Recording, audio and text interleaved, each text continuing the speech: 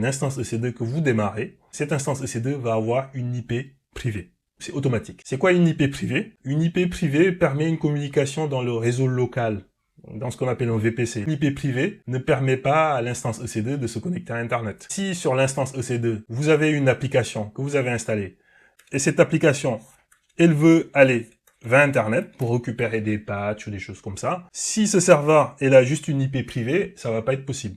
Même s'il y a d'autres façons de le faire. Mais par défaut, en fait, ce serveur, il peut pas se connecter directement à Internet. Il faut généralement un intermédiaire. On le verra un peu plus tard. L'IP privée permet une communication interne, donc dans le sous-réseau local. Dans le Cloud AWS, vous allez avoir un espace réseau qui vous est dédié à vous et à personne d'autre. Et cette instance EC2 là, qui a une IP privée, elle utilise ça pour discuter avec les autres instances EC2 qui sont dans le même sous-réseau, qui ont une IP privée. C'est comme si chez vous, votre ordinateur discute avec l'ordinateur de votre frère ou de votre sœur. Voilà, ça passe pas par Internet, vous êtes chez vous.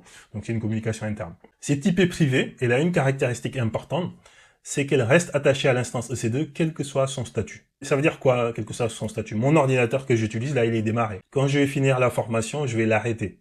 Et demain, je vais le redémarrer. Je peux même le rebooter, en fait. Une instance EC2, c'est pareil. Elle peut être stoppée, elle peut être démarrée, elle peut être rebootée. Et ce qui est intéressant avec l'IP privée, c'est que quel que soit le statut de l'instance EC2, l'IP privée elle ne change pas. Donc si on a une instance EC2 avec l'IP 10.0.0.2, si vous l'arrêtez aujourd'hui, vous la redémarrez dans 3 mois, l'IP privée, elle n'aura pas bougé. Et ça, c'est important. Pourquoi j'insiste sur ça? Parce que les IP publics, c'est pas pareil. C'est un comportement qui est différent. Et justement, on va parler des IP publics. Une instance EC2 peut avoir une IP publique. C'est pas obligatoire. Je peux démarrer une instance EC2 et dire tu n'auras pas d'IP publique. C'est optionnel.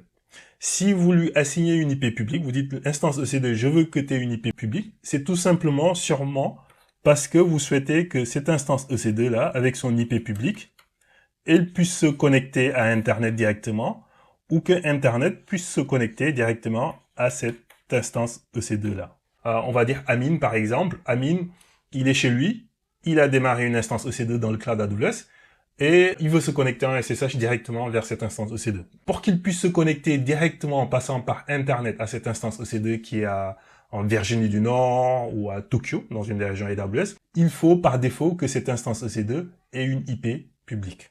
Si Amine passe par Internet. Sinon, l'instance EC2, elle n'est pas visible en fait. Et Amine ne pourra pas faire un SSH directement vers cette instance EC2. Il faudra qu'Amine fasse autre chose. On le verra un peu plus tard, il pourrait faire du VPN ou des choses comme ça. Mais là, je simplifie. Si Amine veut que l'instance EC2 soit visible sur Internet, il faut une IP publique. Si Amine veut que l'instance EC2 puisse se connecter à Internet directement sans intermédiaire, il faut une IP publique. Si sur l'instance EC2, Amine a installé un site web et il veut que M. Tal puisse se connecter à ce site web, il faut potentiellement que cette instance EC2 ait une IP publique. Donc c'est ça qu'on dit, l'IP publique permet à l'instance EC2 de se connecter à Internet et d'être joignable depuis Internet. Donc là, je simplifie pour le moment, parce qu'on verra dans la partie VPC qu'il y a d'autres façons. Une autre différence de taille, c'est que l'IP publique, elle change lorsque vous arrêtez et que vous redémarrez l'instance EC2. Ça veut dire quoi? C'est-à-dire que Julien, il a démarré une instance EC2, et l'instance EC2 a une IP privée et une IP publique. Et Julien arrête l'instance EC2 et demain matin, il redémarre l'instance EC2 et qu'est-ce qui se passe? L'IP privée, elle n'aura pas changé. L'IP publique, ça va être autre chose.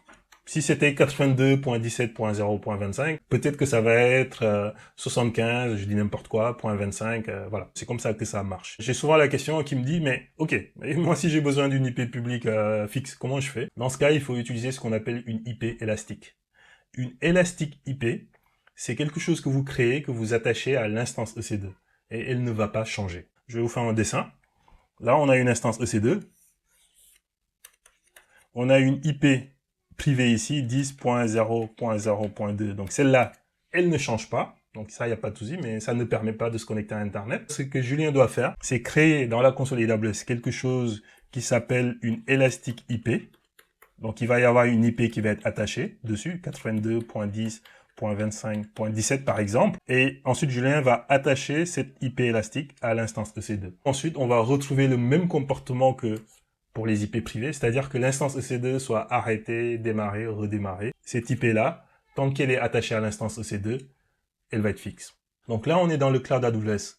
On est dans ce qu'on appelle un VPC, on le verra dans la partie réseau, votre espace réseau dédié. Il appartient qu'à vous et vous maîtrisez la façon dont c'est segmenté, dont le routage se fait dans ce VPC. Là, on a démarré une instance EC2, on va dire, c'est M. Diallo, il a démarré une instance EC2 dans une zone de disponibilité, et il a démarré une autre instance EC2 dans une autre zone de disponibilité. Et donc, du coup, ce qui se passe, c'est que, vous voyez, chaque instance EC2 a une IP publique et une IP privée. IP publique et IP privée. L'IP privée, en fait, ça va permettre à l'instance EC2 de discuter avec les autres instances EC2 qui sont dans le même VPC, dans le même espace réseau. Ça va permettre, par exemple, à votre instance EC2 de parler à la base de données, qui est dans le même VPC dans le cloud AWS. L'IP publique, elle est optionnelle, et elle va permettre à l'instance EC2 de se connecter à Internet, ou elle va permettre à Internet de se connecter à l'instance EC2. Et l'IP publique, elle est optionnelle. Elle change si on redémarre l'instance EC2. Pour avoir une IP fixe, il faut une Elastic IP.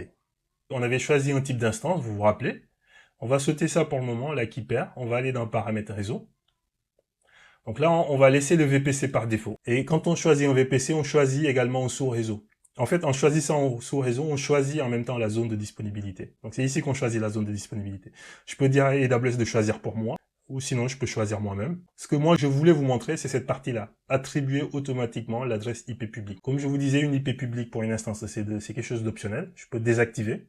Si je désactive, c'est-à-dire que l'instance EC2 que je vais lancer tout à l'heure n'aura pas d'IP publique.